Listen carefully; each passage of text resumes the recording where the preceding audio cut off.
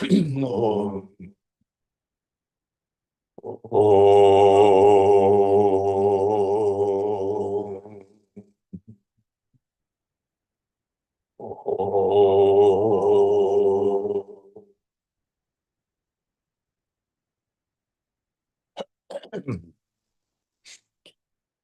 Guru Brahma, Guru Vishnu, Guru Devo Maheshwara, Guru Deva Param Brahma, Tasmai Shri Gurave Namaha. Chinmayam Yapyat Sarvam Trailokyam Sacharacharam Tatpadam Darshitam Yena Tasmai Shri Gurave Namaha. Tvameva Mata Cha Pita Tvameva Tvameva bandhuscha sakha tvameva Tvameva vidya dravinam Tvameva Tvameva sarvam mama deva deva Tvameva sarvam mama deva deva. Jai Guru. Yatha sarvani bhutani pratibhanti sthitani cha yatraivo pashamam yanti tasmai satyatmane namaha. So where are we in our text? We're starting chapter 19. Chapter 19.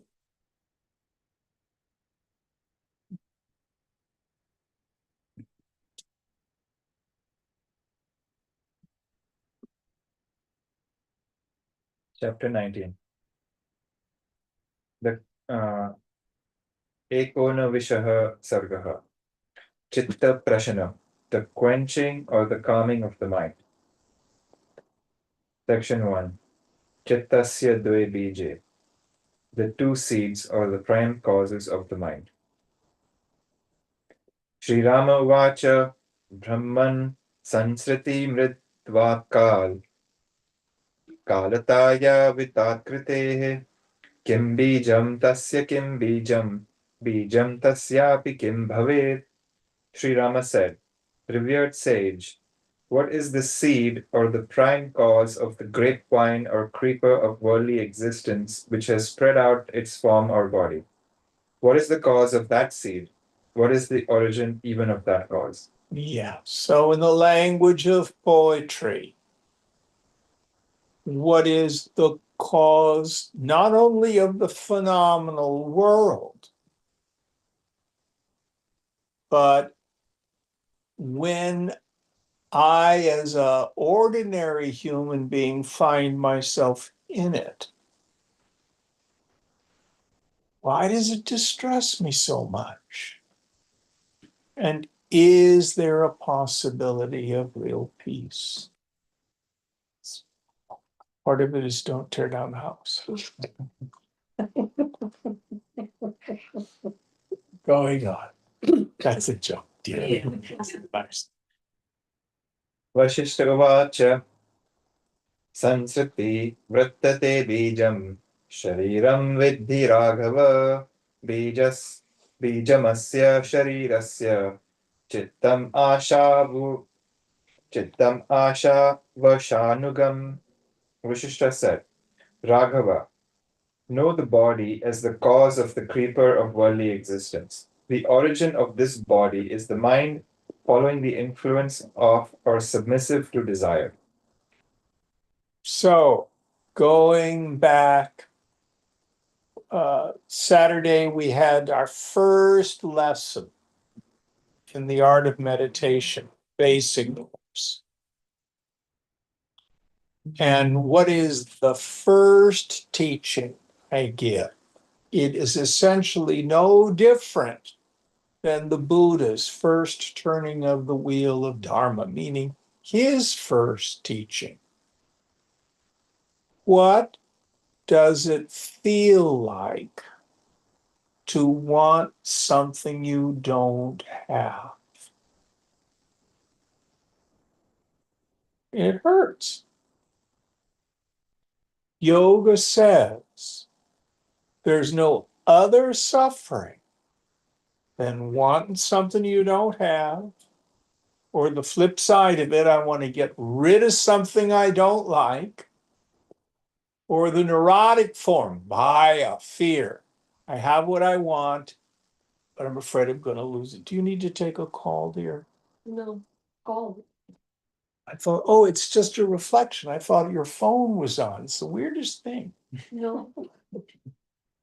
I'm just sitting a little further because the light is coming. Let me get you better light. No, I don't. The light is pointed at me and I just have a Oh, headache. supposed to be pointed at me. I'm sorry. It's so the people in Zoom land. Is that better? Okay. So what's it feel like to want something you don't have? Kama, craving or desire. Raga, passion for something. Vesha, aversion. Spreha, longing. Bhaya, fear. And yoga says, see if you can find some other kind of suffering.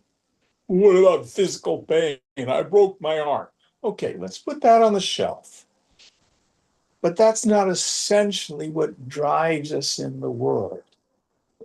I have desires. What do I do?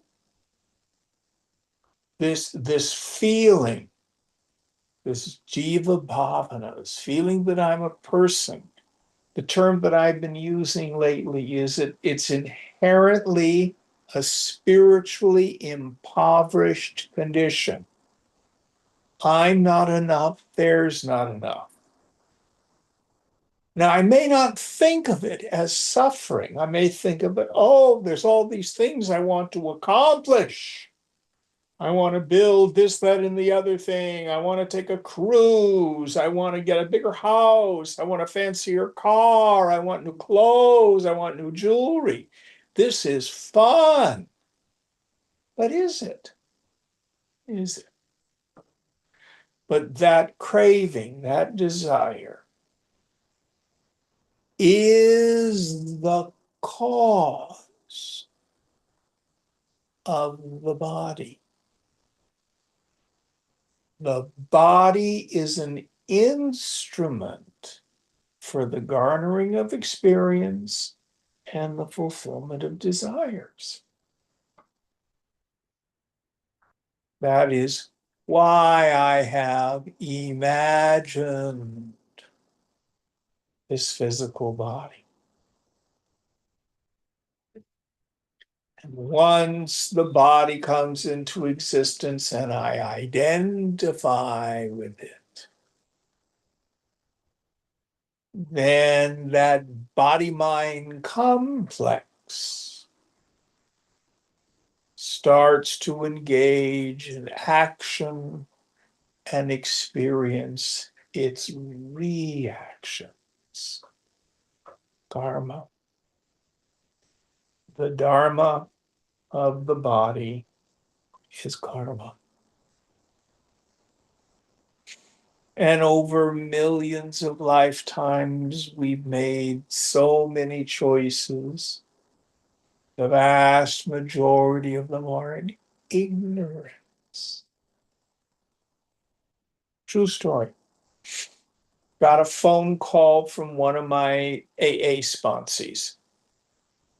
He's 44 and he's caught a plane yesterday to move to Myrtle Beach in North Carolina. He has a 19-year-old daughter who's going to college in San Diego. She just got arrested for shoplifting.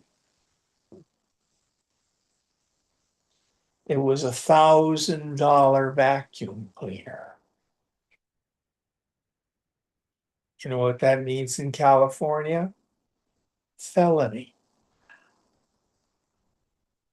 And this has been going on for some time, and her father didn't know about it.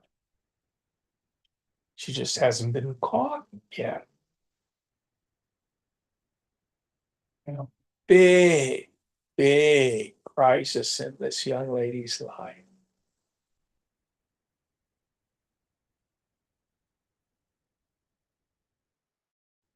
But if you're a yogi, you know, if you steal from people, guess what's going to happen? What's going to happen? You will be stolen. Yeah. No. Yeah. If you lie to people, guess what's going to happen? People will lie to you. So this deep understanding that the dharma of the body is karma changes the way in which we are vyavahadika, our movement, transactional movement through the world. But for most of our lifetimes, we didn't know this. When I was teaching school at Cal State Hayward, one of the things that saddened me is the ethos of education had changed so much. People no longer were primarily going to school to get an education. They were going to school to get a degree, because the degree was the ticket to cash and prizes. And if you were really smart, you cheated and didn't get caught.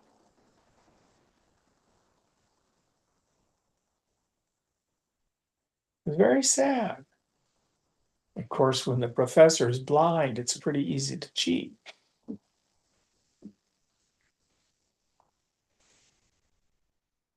But all of this is rooted in misunderstanding. Much of what we see in our politics today or in world affairs, people just unconscious of the metaphysical laws. Energy that we put out, physically and mentally, returns in kind. Some of it more quickly than others.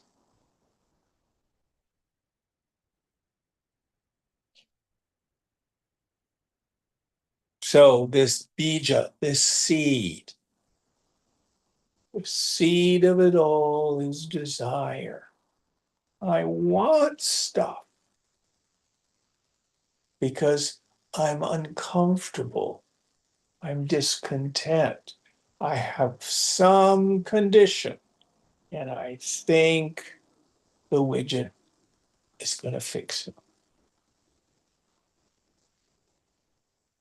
That's the world. And what we don't see is that's also my suffering. There is no more fruitful meditation. So in the basic course that I teach, I give them this lecture on the very first class. If they never come back, hopefully I've ruined their capacity to enjoy the world unconsciously.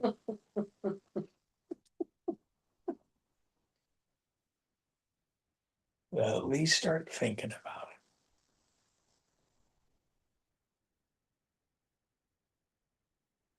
Now, when we dive more deeply into the spiritual path,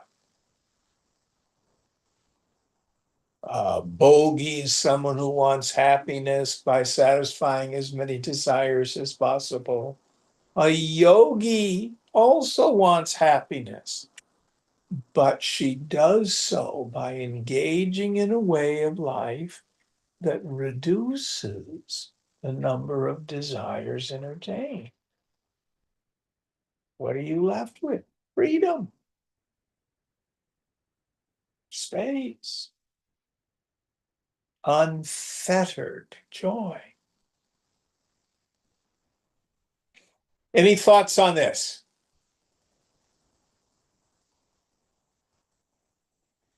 All right, next verse.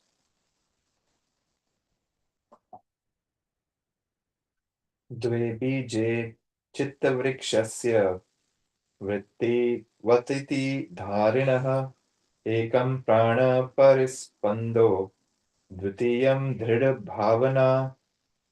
There are two origins for the tree of the mind, bearing the creeper of thought. One is the movement of prana, vital air or bioenergy.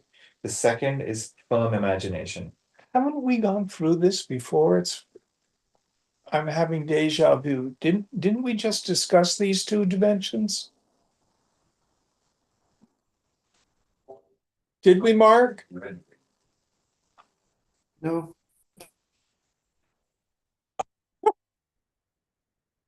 Lord, I just taught this class. All right, going on. So what he's going at here, remember Yoga Vasishtha, one of its special merits is it gives equal weight to the path of Raja Yoga and Jnana Yoga. And the way Vasishtha is approaching it, you can deal with the quiescence of mind, bring it into suspension, harmony, through pranayama, through the control of the vital energy, through the control of the breath, or through Atma Vichara, self-inquiry. Both paths work. Now, there's a caveat here. If you take the path of Raja Yoga without a mature practice of vairagya, meaning you have your period where you do your kriyas and you move the energy and do all that sort of stuff, and you may have some ecstatic experiences. But when you get out of your meditation seat, you still are driven into the world by more, better, different. Then your peace, if any, is very conditional. So ideally, if you practice Raja Yoga properly, part of what it entails is also mature vairagya. Any thoughts on this? Going on. I think the previous chapter had a reference to a tree, which is why it sounded familiar. Yeah, Ashoka tree. Yada praspandate prana nidi sansparshanodhyatah tada samvedanam mayam chittam ashu prajayate. When the vital air or bioenergy moves or vibrates, engaged in its contact with the nadis or channels of bioenergy, then the mind, consisting of feeling or sensation, is born quickly. So the nadis are the two channels on either side of the spine. If you ever go to a hospital and you see a doctor with a white coat and you see the winged caduceus or caduceus of Mercury on their coat, it's like a staff and there are wings, then you see like snakes going like this. Have you ever seen those things? Yeah. Mark, did you have that on your coat when you were doctoring? Yeah, I think I had one of those. That's Kundalini. That's what it really is. So the center staff is the central column, and the two snakes on each side are the nadis. The Greeks had the same paradigm where it comes from. And so the idea here is when the snake becomes a staff. So in the Muladhara, the root chakra at the base of the spine, it's coiled. And then through pranayama and asana and all these various kriyas. This is yoga in action, is kriya. You raise the kundalini through the 7 chakras. So that's what he's talking about. Now, how does Vedanta look at kundalini? You may have kundalini experiences as a Vedanta. What we say about it is don't stop it, but don't get involved with it. It has a beginning and an end, and it's objectively known, so that isn't it. The problem is you think, oh, I'm having an experience. I must be getting close. The top of my head is buzzing. We can also say that what jnana yoga does is it opens the crown chakra first. And then because of the knowledge, it filters down through the body. Unlike the Raja Yoga, which starts from the bottom and moves it up.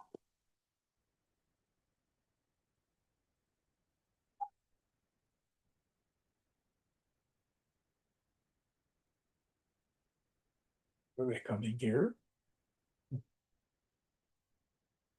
Anyway, so if you are drawn to the study of this, there's a wonderful book that I can recommend that's called Light on Pranayama by B.K.S. Iyengar.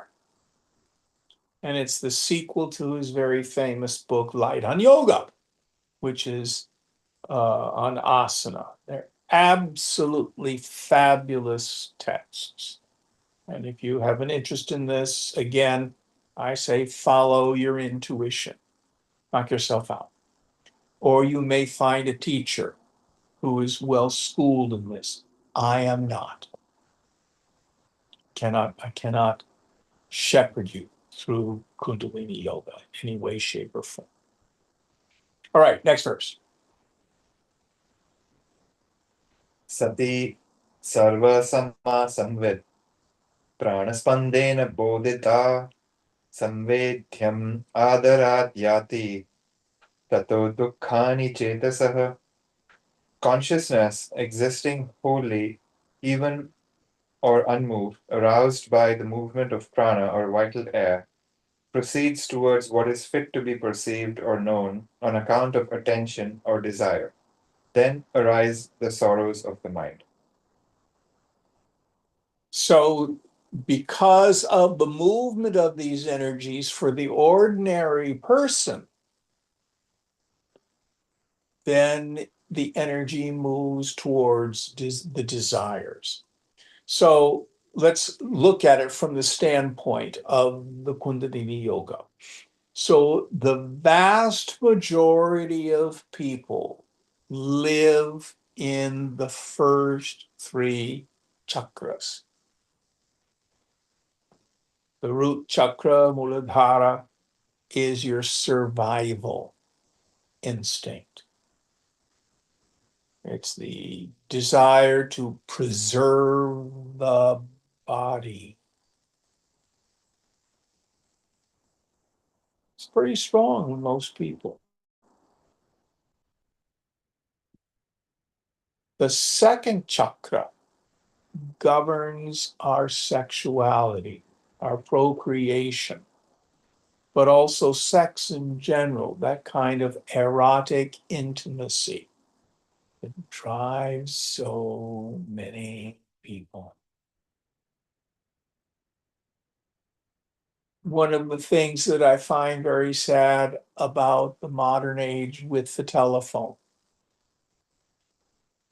people have quit having these connections with other human beings. They have it with pixels instead. People are beginning to lose the capacity for something that is very human and very good, these erotic connections. Sex is fun.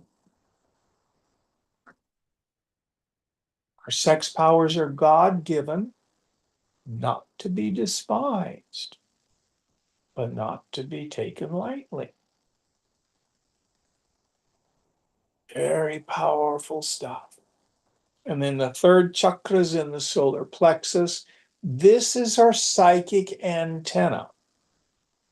This is where we are cognizant of the emotional states of ourselves and of other people. So I bet you've interviewed people for a job, haven't you? Yes. What would you say if you saw someone who came in for an interview and they were like this? And then a little nervous or closed off, What are they doing psychically? shutting off their First three chakras.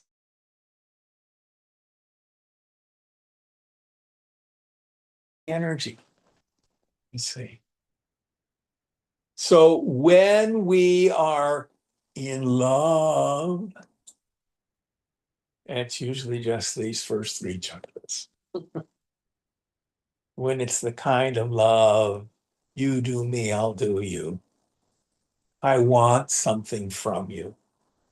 But it's all our interpersonal relationships, our desire for the esteem of other people, being popular, being appreciated at work, being somebody in the society, having followers on YouTube. All that stuff is third chakra. Third chakra. Most people live only there. And this is basically our animal nature. It's our animal nature. And desire rules these three chakras. Root chakra, may I always be, may I never cease to be. I want to get laid. And I want the connection with other people. It's very interesting. Many people even move into the spiritual life. They think they want God, but what they really want is community. What they want is connection with other human beings. You know people who like that? Nothing wrong with it, but it's third chakra. All it is. Do you want me to go through the other ones? I like it. Have we done this before in this class? Not in this class, but we did it recently, but I like. Fourth chakra is the heart, the hridaya. And this is a different kind of love. This is the love that wishes only the well-being of the other.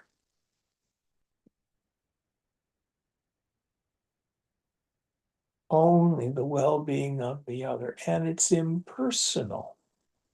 It's the love that the Master has. It's the love that Jesus had.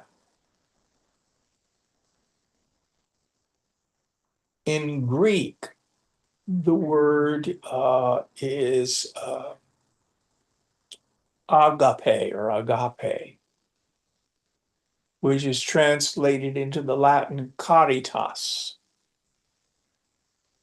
Very famous Latin saying, I think it's Thomas Aquinas, ubi caritas est vera Deus ibi est.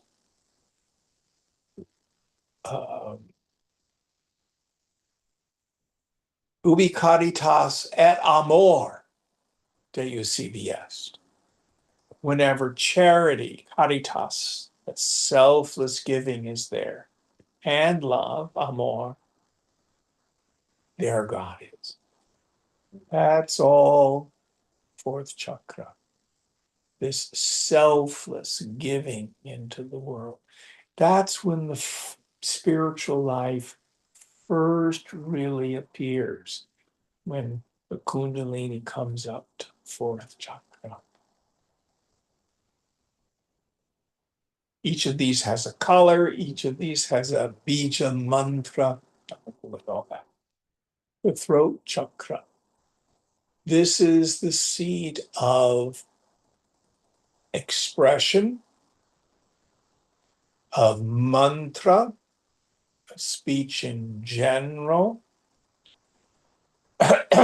For those people who study some particular tradition where you're engaged in manifesting, sankalpa all comes from that particular center.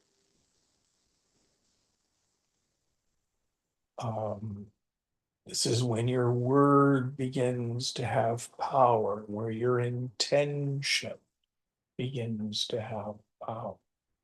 It's also the center of creativity. If you're an artist or a musician or creative chef or creative programmer, all this is throat chakra energy. Third eye, so many things here. Master Jesus said, if thine eye be single, thy whole body will be filled with light. The jnana chakshu, the eye of wisdom. When you quit seeing with two eyes, good, bad, right, wrong, just, and unjust, I, other. When the third eye begins to open, we begin to have deep spiritual wisdom. It governs the attentive faculty. It's kind of like a light on a miner's helmet, what you turn your attention to. That's all the third eye. There's so much engaged in this. Let me tell you the law of the third eye. What you look at, you will think about. What you look at repeatedly, you will think about repeatedly. Repeated thought becomes habituated thought. Habituated thought sinks into the unconscious and becomes the law of my life. Oh, Jim, I'm just a sarcastic person. It's my nature. No, it's your habit.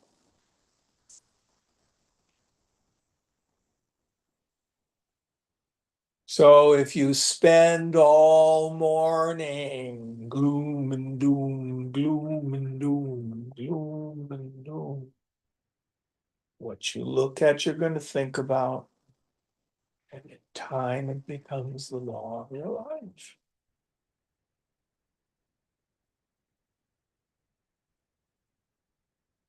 behold the divinity, ever beholding you.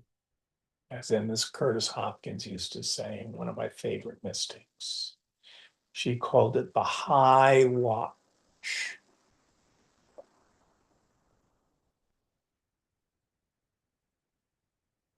And the crown chakra, 1,000-petaled lotus. Its seed mantra is silent. There's the seed of self-realization.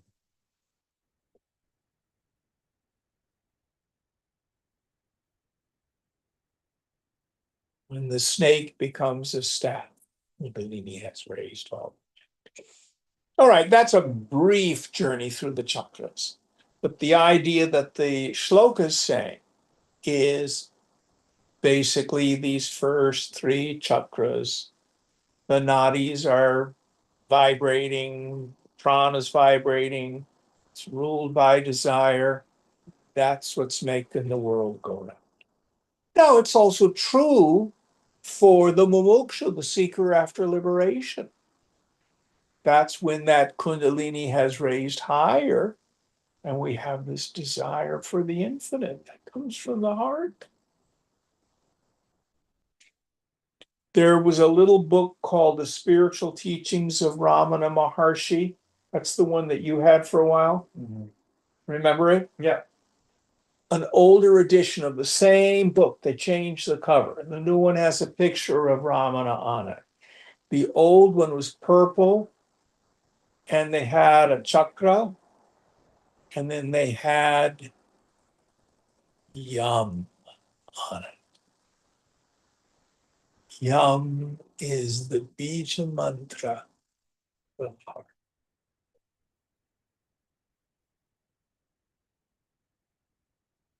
Yum. Very yummy. All right, next verse. Yogina chitta shantartham kurvanti pranarodhanam chittasyotpattim param vasana janitam shrinu. Yogins practice the restraint of prana or the vital air for the sake of tranquility of the mind or the cessation of thought. Here the other manner of the birth of the mind occasioned by mental impressions carried through the succession of previous births. Yes, so these vasanas. So the yogis, what they do here, he means the Raja yogis through their pranayama. Now, this presupposes yamas, niyamas, asana, pranayama. So that we've done all these prior exercises. But by then slowing down the breath, you slow down the mind. And there's peace. Now he's going to talk about the jnanis and their methodology going up. Trida bhavanaya tyakta purva paravicharanam yat adanam padarthasya vasana sa prakirtita. The seizing of objects by firm idea or imagination, abandoning the investigation of or reflection on the earlier and the later states is declared as vasana or mental impression. Yes, so a vasana is an impression left in the mind as the result of previously performed egoistic actions, the seizing on the objects. You experience happens and you experience some joy, then you have after the fact rumination, chintya. That was really fabulous. Boy, did that make me happy. What does it happen? It creates a deep impression and it makes me want to repeat it. And the opposite is true too. Oh, that was awful. I never want to do that again. Leaves a deep impression. And these vasanas, Shankara has a marvelous metaphor. It's like the silkworm spinning its cocoon.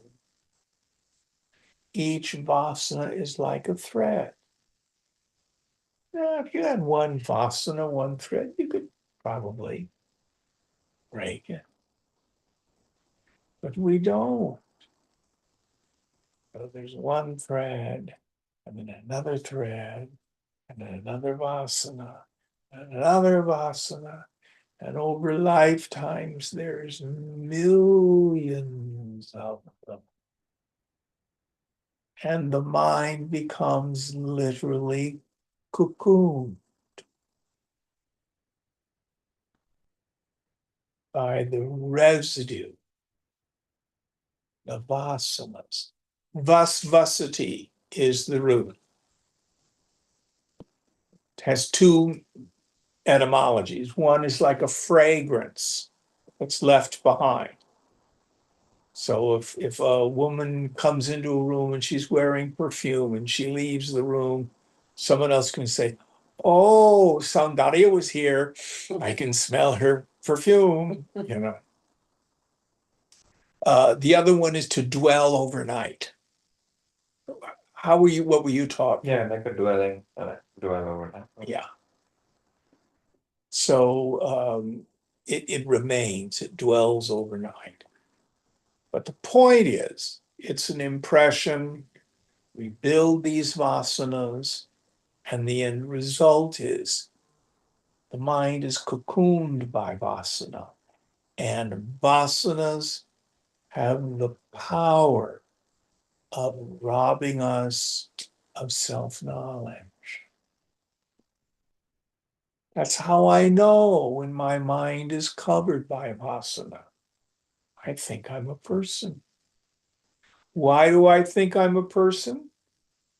Because the knowledge that I am Brahman is not available to my mind. I forgot.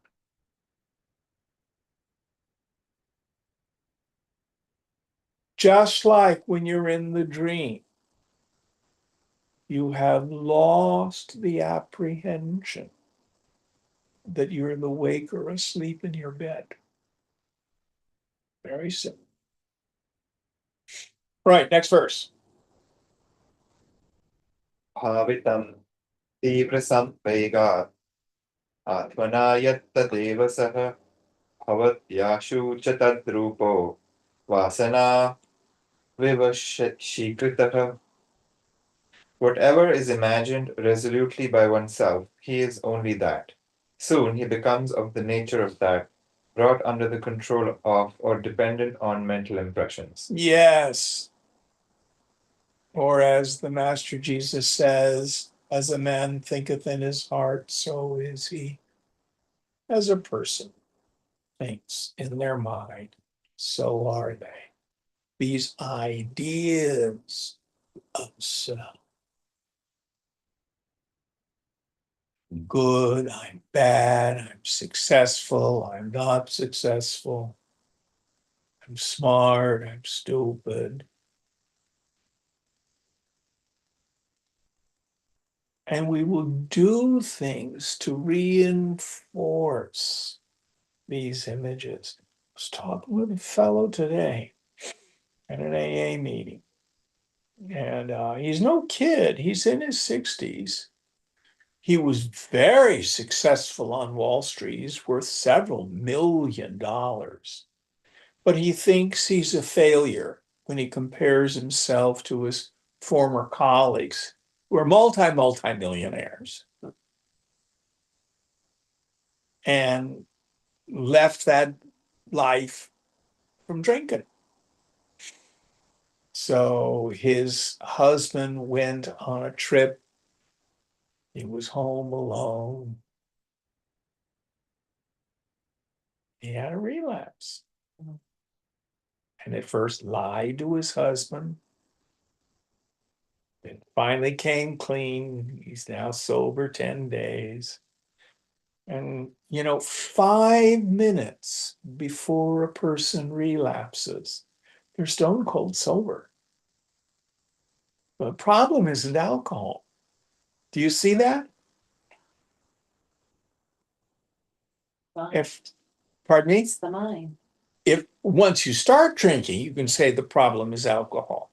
But if you're a person who's relapsed, what's going on in the mind?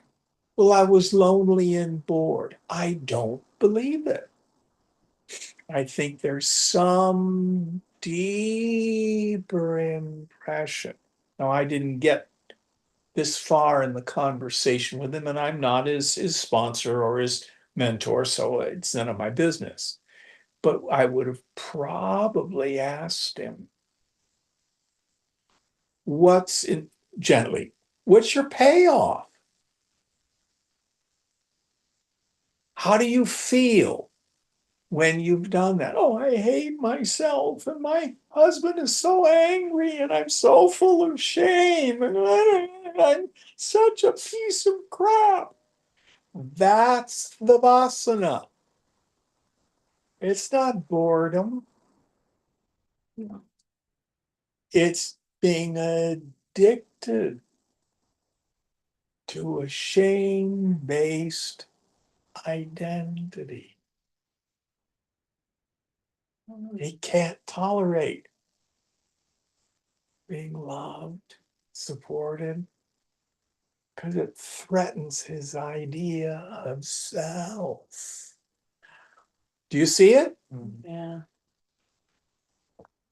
So it's a good thing to look at. What's my payoff when I screw up? What's the ego state that I dwell in? There's my attachment and my identification. It's brutal to think of it that way. So the action supports the way we feel, Yes, which is what's in the unconscious. yes, yes. And you're saying that because he describes it in that way, and so that's how he thinks about himself.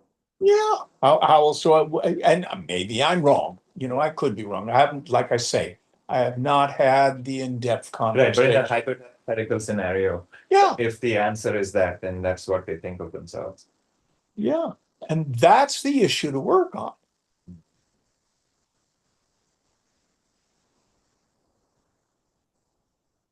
Another true story. A dear friend, also recovering from crystal meth. Terrible romantic. Meets this boy. Spends money he didn't have.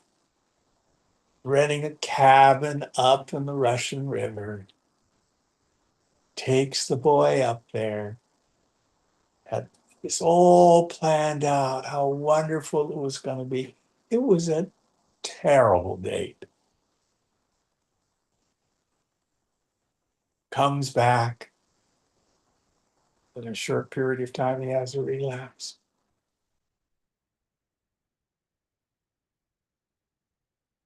It's not the crystal meth. He couldn't tolerate feeling romantically that he was a failure.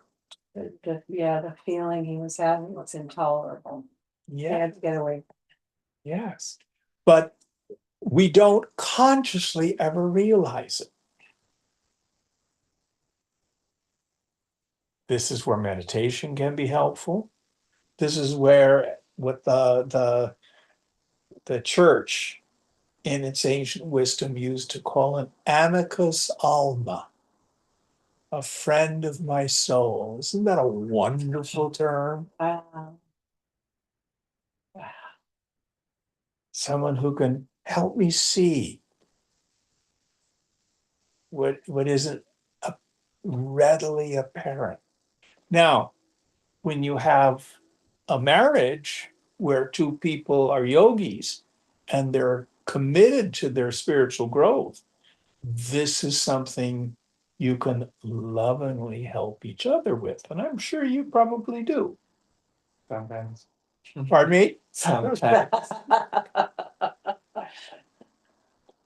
I've just never heard it described that way. It's fascinating. The way you're unwinding it. Well, That's, it's because it was so clear to me today when I was talking with this dude. but obviously you've seen this many, many, many, many times. And in myself. Yeah, that it's the unconscious belief of what we think of ourselves, and so our destructive actions reinforce it. Yeah, And many of those identities are picked up during childhood. Yeah. And most of them are unconscious. And then we spend a lifetime, if they're negative, trying to compensate and overcome them. yeah. Never works. No. And if it's intolerable and painful, we want to go unconscious so we don't feel that way. Seems like every human being is kind of doing that, like getting away from discomfort. This is the human condition. You got it. Yeah. But the yogi understands the problem. It's vasana.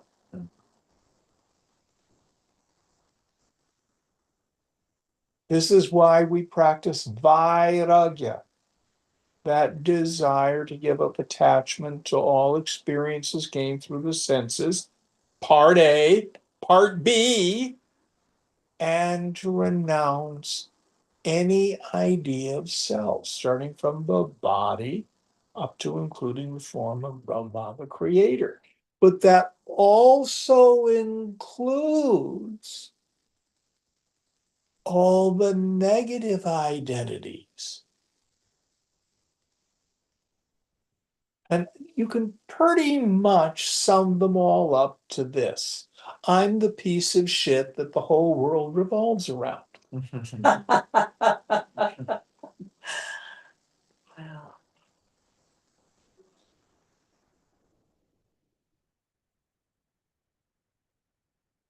A narcissist with low self-esteem. It's all about me. It's all about me. No blame. It's just the human condition. It's the human condition. And efforts to fix that. I'm going to be funnier. I'm going to be more gregarious. I'm going to make more money. I'm going to. I remember when you had the idea. All my friends have started their own startups. Mhm. You know, there's nothing wrong with starting a startup, but if you're doing it to somehow secure, reinforce an idea of self, even if you've got the startup, it never solves the problem. It never solves the problem. And again, we just have to look at our current president.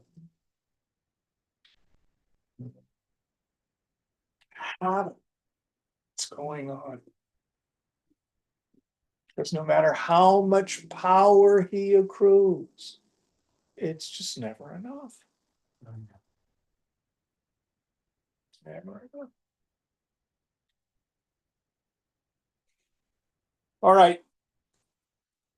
Good discussion. I hope it was useful. Very, It was. yeah, very. Next verse.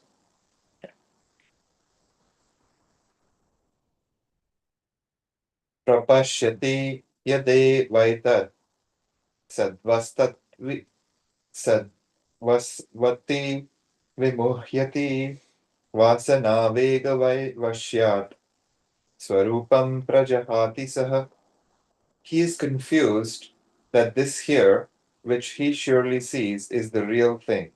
He forsakes his natural state on account of having lost control over himself through the force of mental impressions. Yes. So because of this confusion, the scriptures call it anyonya adhyasa, mutual superimposition. I superimpose upon myself the qualities of the not self. I think I'm the body, or the body plus feelings and thoughts, and that karta, that sense of agency. That's the first superimposition. Then I superimpose on a world of name and form, which is inherently shunyata, void. It's just imagination. And I think it has sat, existence that's separate from me, separate from consciousness. Chit, I think it has sentience. Wendy is a conscious being, and I'm not sure I like it. And then Ananda, she's my gal. And then that impels me into karma, action.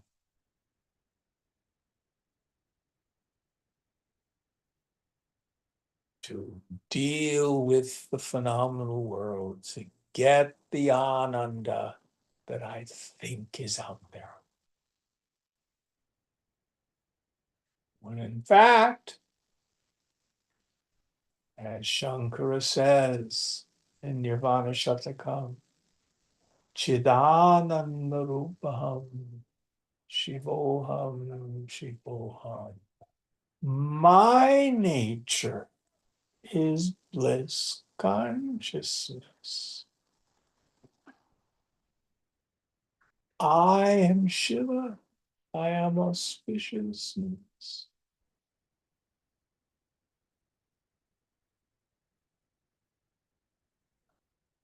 Going on. Yat avastuni vastutvam tatchittam vidhi raghava dridhabhyasam padhartaika vasanat ati chanchalam chittam sanjayate janma jaramarana karanam. Raghava, know that as the mind which perceives reality in unreality, on account of mental impressions solely on objects, the mind which is of firm habit and extremely fickle becomes the cause of births, old age, and death.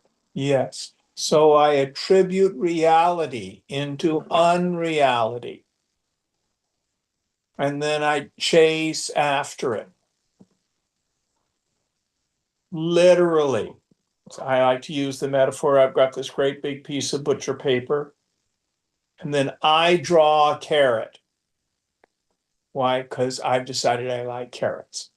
And then I get a stick that's just a little bit longer than my arm. And I fix it to a thing on my head. So it's just out of reach. And then I start running so that I can catch the carrot. That's just something I painted. And if there's a gust of wind, got it. And then I think, I'm so effing smart. I have a carrot.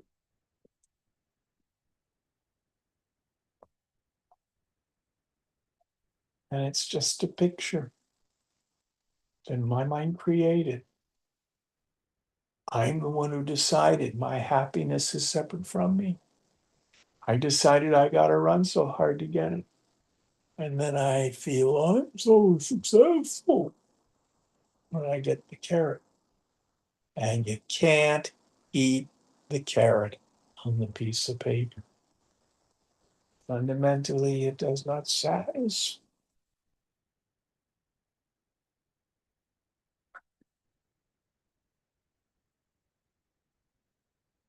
There's a demon in Hindu mythology, Rahu.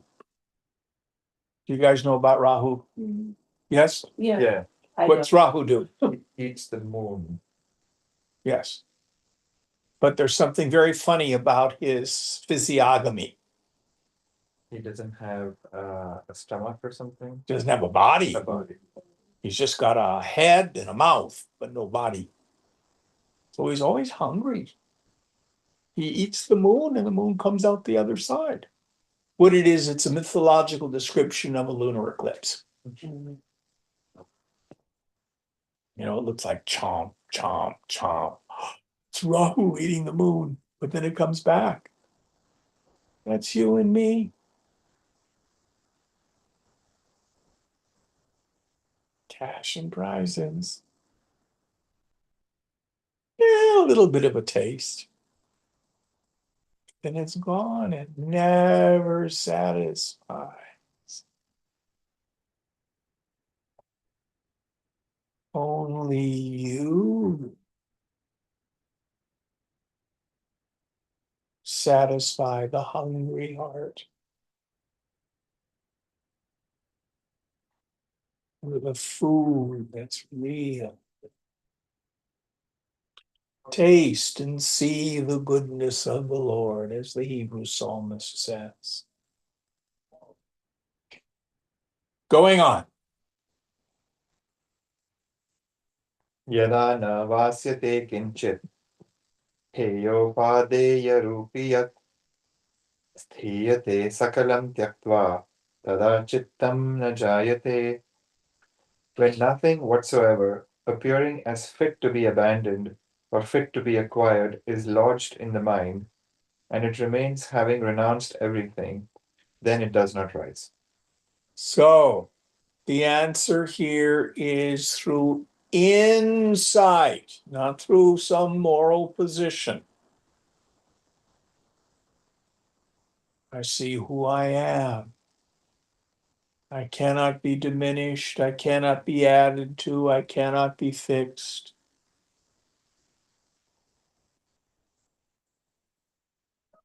Chidanandarupam. My nature is bliss consciousness.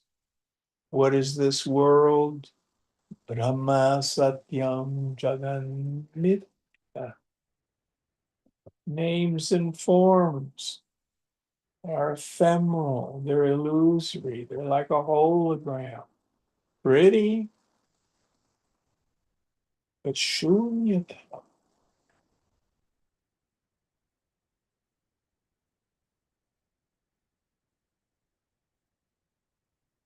Then the mind no longer extroverts into the world.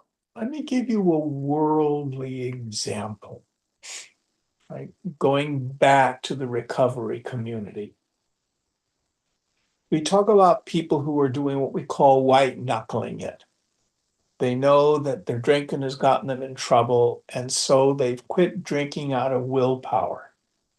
And they still have the desire to drink. Always a struggle. But then there are those who work in a spiritual program, and the mark of a person in successful recovery is the desire has been lifted. You can be around alcohol and there's no temptation. There's no desire. Let me see if I can give you an example. So you've been basically a vegetarian your whole life, right? Yeah. The hamburger something that attracts you? No. No effort to renounce hamburgers, right? No. Wendy? It's complicated. I'm not having much of a desire anymore either. So that's a bad But you thing. know what I But in mean? the past, yeah. The desire isn't there. Yeah. The desire isn't there. There's no effort. Yeah. Yeah. So this is mature vairagya.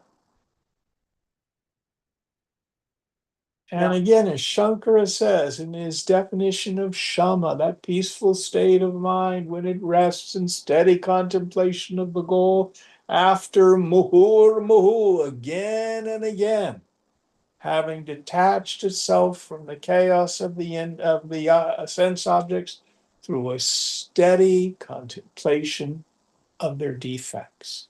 Think it through. Think it through.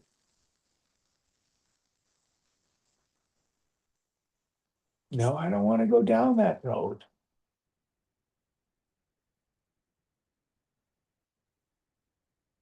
Don't feed the desire. It's like thinking, oh, there's a fire. It just wants fuel. If I give it fuel, then it'll quit bothering me. No, it just gets bigger.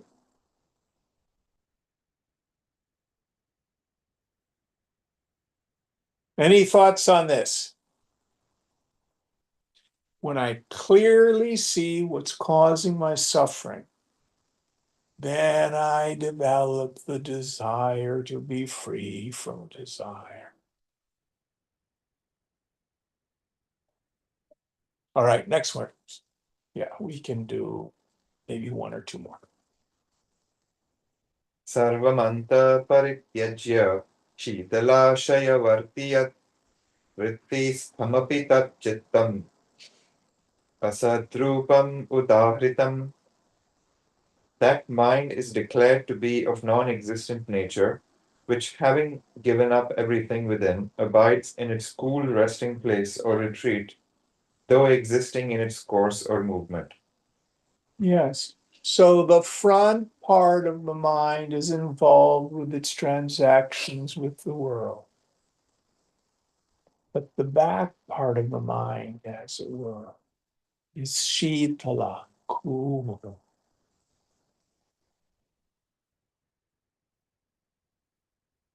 Empty.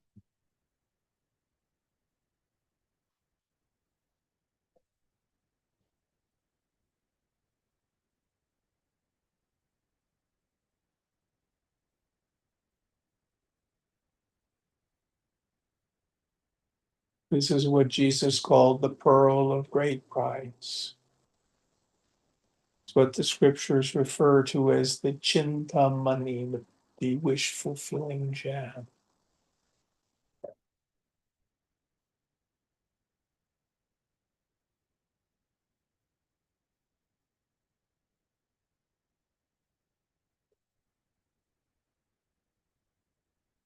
The Mahasiddhi, the greatest of all siddhis accomplishments, is peace of mind,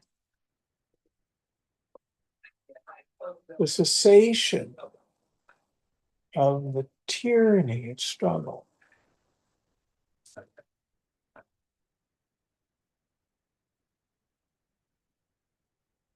All right, I think this is a really good place to stop. Om Purnamada Purnamidam Purnat Purnamudachyate Purnasya Purnamadaya Purnameva Shishyate. Om Shanti Shanti Shanti. Hari Om Sri Guru Pyo Namaha. Hari Om.